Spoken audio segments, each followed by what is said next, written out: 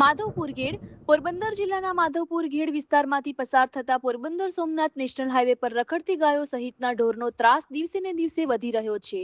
Highway પર ગાયો અને અન્ય ઢોર અચાનક રસ્તા વચ્ચે આવી જતા વાહન ચાલકો માટે ગંભીર જોખમ ઊભું થઈ રહ્યું છે।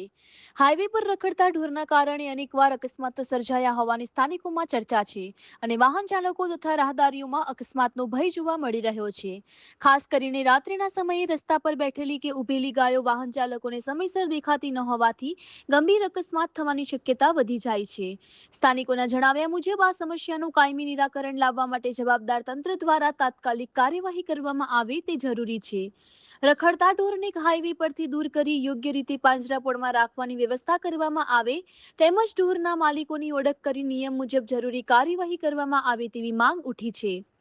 આથી સંબંધિત તંત્ર નેશનલ હાઈવેના જવાબદાર અધિકારીઓ તથા સ્થાનિક વહીવટી તંત્ર દ્વારા તાત્કાલિક સ્થળ તપાસ કરી હાઈવે પરથી રખડતા ઢોરને દૂર કરવામાં આવે અને ભવિષ્યમાં અકસ્માતો ન સર્જાય તે માટે કાયમી વ્યવસ્થા કરવામાં આવે તેવી સ્થાનિકોની માંગ છે।